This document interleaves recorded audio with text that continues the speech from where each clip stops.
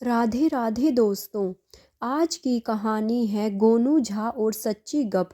बहुत ही मज़ेदार और हास्यप्रद कहानी है।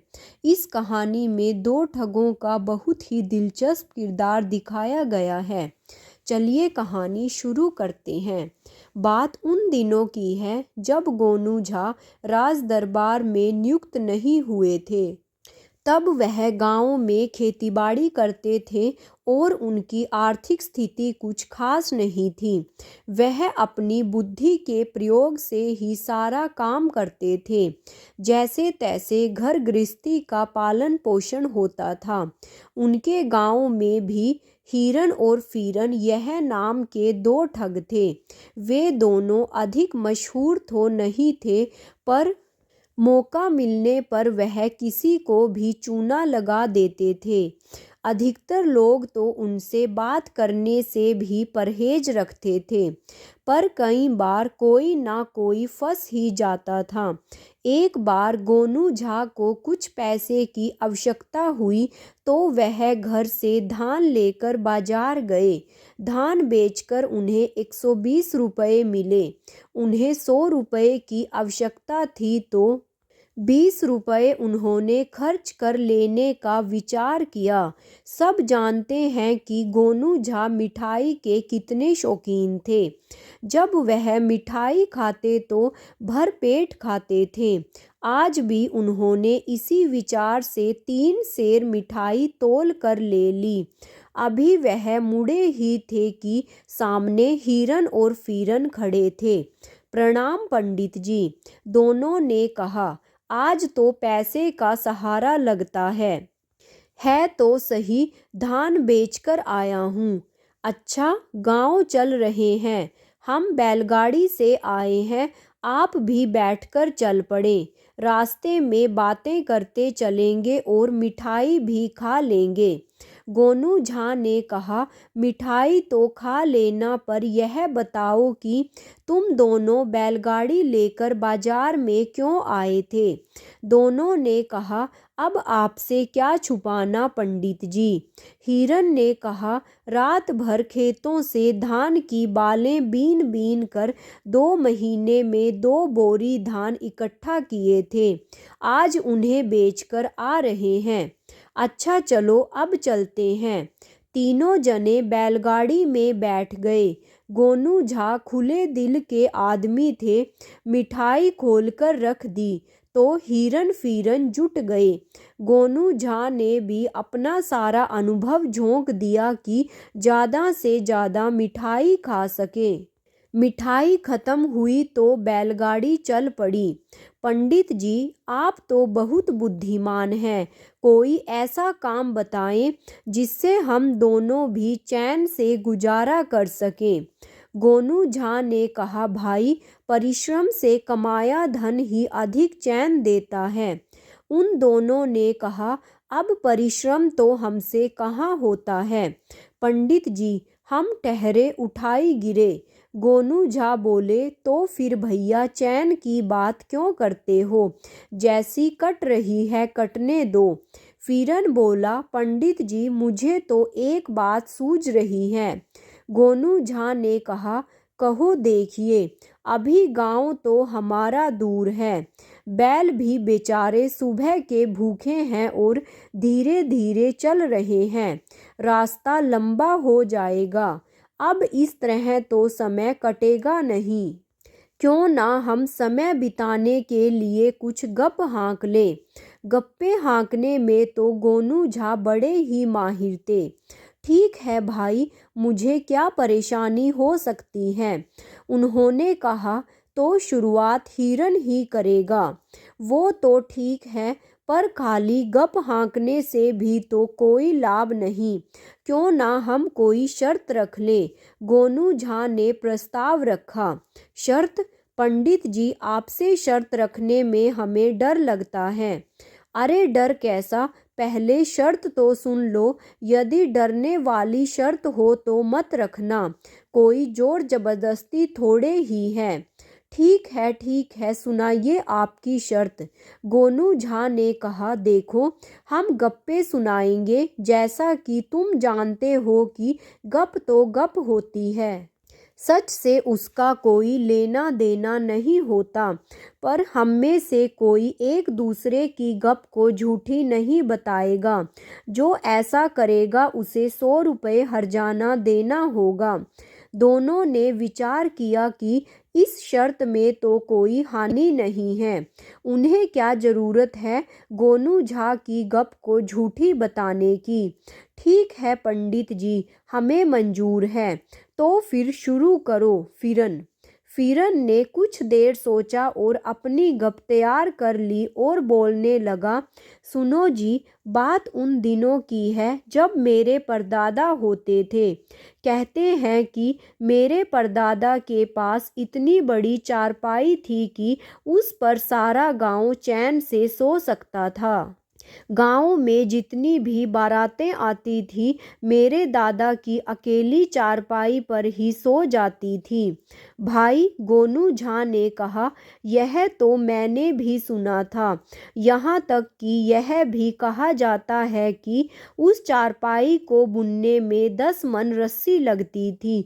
और मैंने तो यह भी सुना है कि फिरन के परदादा की चारपाई को बुनने वाले मेरे परदादा ही थे।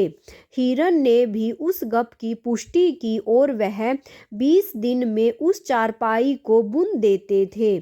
फिरन की गप तो खत्म हो गई, उसकी पुष्टि भी हो गई। दोनों श्रोता में से किसी ने भी उसे झूठी नहीं कहा। अब हिरन की बारी थी। अब तुम बोलो हिरन भाई, गोनू झा ने कहा। हिरन बोला, मैं भी अपने परदादा के बारे में ही गप हाँकूंगा। बात उस समय की है जब सूत काता जाता था। मेरे परदादा ने एक रात में 22 मन सूत काट कर उसका एक कंबल बुना था। और जब सर्दियां आई तो फिरन के परदादा की चारपाई पर सारा गांव उसी कंबल में ढककर सोता था। बिल्कुल ठीक, गोनू झा ने कहा। मेरे परदादा बताते थे कि उस कंबल का कुछ हिस्सा फिर भी बाकी बच जाता था, तो उसमें पशु बांधकर ढक दिए जाते थे। 11 भैंसें तो हमारी ही बनती थी। फिरन बीच में ही बोला, हाँ, बताया जाता है कि उस कंबल में इतनी गर्मी लगती थी कि मेरे परदादा की जेब में रखी भांग की चिलम सुलग गई थी। बड़ी मुश्किल से जान बची सबकी। हिरन की भी गप की पुष्टि के साथ समाप्त हो गई। अब आपकी बारी है पंडित जी, दोनों ने कहा। तो फिर सुनो भाई, बात मैं भी परदादा की ही कहूँगा।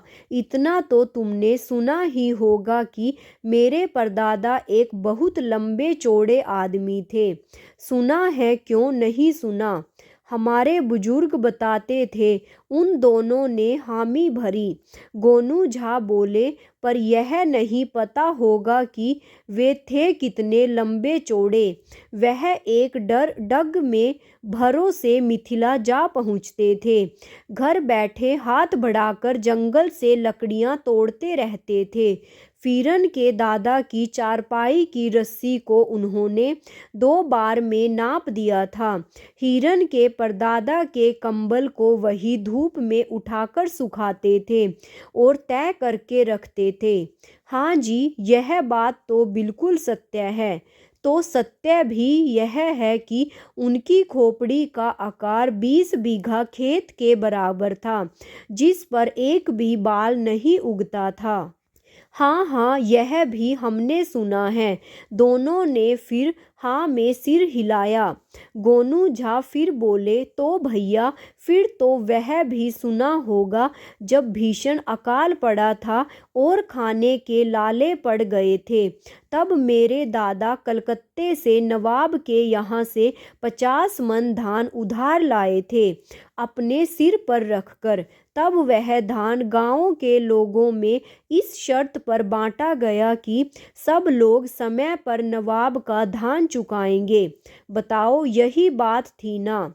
गोनू झा ने पूछा। बिल्कुल सही, यही तय हुआ था। सबके घर नवाब का धान गया। 2-2 मन धान सबने लिया। तुम्हारे परदादा ने तो कंबल पर सुखाया था। बताया तो होगा तुम्हें। दोनों बोले, बताया था, आज तक याद है। और तेरे परदादा ने चारपाई के नीचे आधी धूप आधी छाँव में सुखाया था। हाँ भाई, दादाजी ने बताया। बहुत कठिन दिन थे। फिरन बोला। सारे गांव में समय पर वर्षा होने पर फसल काटी और नवाब के धान वापिस कर दिए, पर तुम्हारे दोनों के परदादा उसी साल स्वर्ग सिधार गए। तब से वह धान किसी ने लौटाया ही नहीं। मेरे दादा ने अपनी फसल में से वह कर्ज चुकाया। आज तक तुम्हारी 3 पीढ़ियों में से किसी माई के लाल का कलेजा ना हुआ कि वह कर्जा चुका दे। और यही कारण है कि तुम लोग दाने दाने को मोहताज हो। अभी भी समय है, कर्जा चुका दो, शायद तुम दोनों के दिन सुधर जाएं। गोनू झा ने चेतावनी दी। दोनों हक्के बक्के रह गए। गोनू झा ने उनकी 3 पीढ़ियों को आरोप लगा दिया था। ये सब झूठ है। दोनों ने विरोध किया। ऐसा कुछ भी नहीं था। झूठ? शर्त के अनुसार तुम हार गए। मेरी गप को झूठ बताने पर तुम्हें मुझे 100-100 रुपए देने थे। लाओ, दोनों का मुख उतर गया। उन्होंने तैश में आकर उस गप को झूठी बताया। बेचारे को अपनी जेब में रखे 100-100 रुपए निकाल कर देने पड़े। कहाँ तो खुश थे कि आज गोनू झा की मिठाई खाई है, और कहाँ खुद उनके वाक जाल में फंस गए। गोनू झा ने 200 रुपए जेब में रखे। गांव समीप आ गया था। गोनू झा वहीं उतर गए। हिरण फिरण लुटे पिटे एक दूसरे का मुख देख रहे थे। दोस्तों, कहानी तो बड़ी मज़ेदार है और बहुत ही दिलचस्प और अच्छी भी है, लेकिन आप लोगों को कैसी लगी प्लीज़ कमेंट करके ज़रूर बताइए। अगर पसंद आई हो तो लाइक और शेयर करना बिल्कुल भी ना भूलें।